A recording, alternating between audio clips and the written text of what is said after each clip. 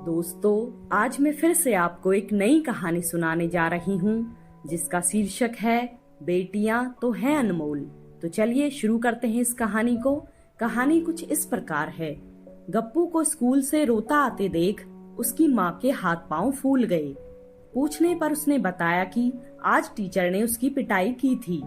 गप्पू की माँ और अन्य घर वालों ने बिना सोचे समझे स्कूल और टीचर को खूब भला बुरा कह डाला।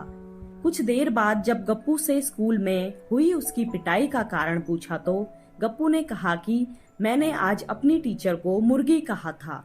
गप्पू की माँ ने हंसते हुए कहा कि उसने टीचर को ऐसा क्यों कहा, तो गप्पू ने अकड़ते हुए कहा क्योंकि टीचर ने उसे क्लास टेस्ट में अंडा दिया था, बस इसलिए मैंने उसे मुर्गी कह दिया। गप्पू की इतनी बड़ी बेवकूफी पर भी घर के सभी लोग ऐसे हंस रहे थे जैसे गप्पू ने कोई बहुत ही बहादुरी का काम किया हो। बेशक भगवान ने बेटे और बेटियों को एक जैसा ही बनाया है, लेकिन जहाँ लड़कों की हर छोटी बड़ी शरारत को अनदेखा किया जाता है, वहीं लड़कियों की छोटी सी गलती करने पर भी सारे घर में बवाल खड़ा हो जाता है। यह सच है कि आज भी जिस किसी के घर में बेटे का जन्म होता है, उस घर के लोग यह खबर सुनते ही खुशी से उछलने लगते हैं। पल भर में सारे घर में त्योहार का माहौल बन जाता है। परंतु गलती से यदि बेटी के जन्म की खबर आ जाए तो घर वालों पर तो जैसे बिजली ही गिर पड़ती है। पूरे घर में मातम सा छा जाता है।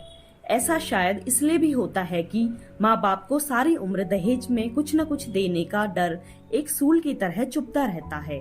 कहने को हम बेटियों को घर की लक्ष्मी मानते हैं और घर के सभी शुभ काम उनसे ही करवाते हैं, फिर भी हमारी सोच में इतना बड़ा फर्क कि बेटी के जन्म लेते ही घर वाले करीबी रिश्तेदारों को मुंह लटकाकर बेटी के आगमन की सूचना देते हैं।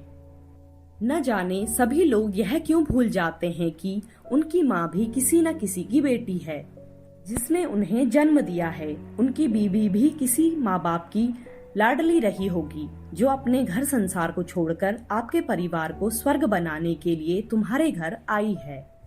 बेटियों के प्रति जागरूकता के बारे में समाज के बड़े बड़े लोग कुछ भी कहें, लेकिन इस बात से कोई इनकार नहीं कर सकता कि देश के अधिकांश भाग में बुलंदियों को छूने वाली लड़कियों को आज भी हीन भावना से देखा जाता है। हैरानगी की बात तो यह है कि इतनी पढ़ाई लिखाई के बावजूद भी समाज की यही सोच है कि वंश केवल उनका बेटा ही चला सकता है। उन्हें यही प्रतीत होता है कि जब हम बूढ़े हो जाएंगे तो सारे घर परिवार की जिम्मेदारी जमीन जायदाद को हमारा बेटा ही संभाल सकता है। बेटी तो पराई अमानत है, आज नहीं तो कल हमें छोड़कर अपने ससुराल चली जाएगी।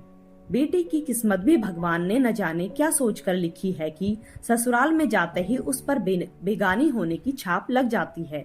इतिहास साक्षी है कि एक धोबी के कहने पर भगवान राम ने सीता माता को छोड़ दिया।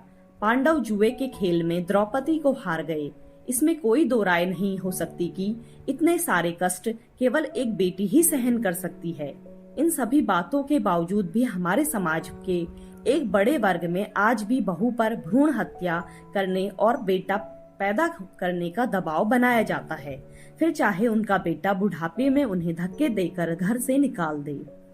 समाचार पत्रों में आए दिन बेटों द्वारा अपने माँ बाप के साथ होने वाले अपराध की खबरों को जानकर भी हम अपनी हर समस्या का समाधान अपने बेटों में ही ढूंढते हैं, जबकि बेटियां पराया धन होने के बावजूद भी जीवन की तपती धूप में भी माँ बाप के लिए ठंडी छांव की तरह ही उनके सुख दुख में साथ निभाती हैं। हमारे ग्रस्त जीवन में कितना ही तनाव क्यों न हो, परंतु हमें हर फिक्र से दूर रखते हुए एक मजबूत ढाल बनकर परेशानी को अपनी मधुर मुस्कान और शांत व्यवहार से झेल लेती है। कुछ लोगों का यह मानना है कि बेटा तो घर का चिराग होता है। ऐसे लोगों की मानसिकता पर उस समय तरस आता है जब उन्हें यह समझाना पड़ता है कि बेटा तो केवल एक ही घर का चिराग होता है, जबकि बेटियां तो दो घरों को रोशन करती हैं। भगवान भी बेटियों का तोहफा उन्हीं को देते हैं जिनके ऊपर उनकी असीम कृपा होती है। उस समय तो बहुत ही दुख होता है जब शिक्षा के अभाव और अज्ञानता के चलते हम बेटियों को जन्म से ही एक बोझ मानने लगते हैं। जिस दिन माता पिता बेटियों को अपने सिर का बोझ न समझकर उन्हें अच्छी शिक्षा के साथ आत्मनिर्भर बनाने की सोच लेंगे, उसी दिन से नारी जाति का उत्पीड़न खत्म हो जाएगा। समाज के हर वर्ग में पुरुष के साथ कंधे से कंधा मिलाकर चलने वाली बेटियां फिर न तो दहेज के लिए जलेंगी और न ही उन्हें किसी अन्य अत्याचार को सहन करना पड़ेगा। धार्मिक ग्रंथों के पन्नों से यदि हम धूल को हटाने का प्रयास करें तो हर अमीर गरीब को एक बात अच्छी तरह से समझ आ जाएगी कि जिस घर में नारी की पूजा होती है, देवता भी वही निवास करते हैं। बेटियों के बारे में इतना सब कुछ जानने के बाद मानवता की यही मांग है कि हम सभी अपनी आवाज को बुलंद करते हुए बेटियों को भी बेटों की तरह ही भरपूर प्यार दें।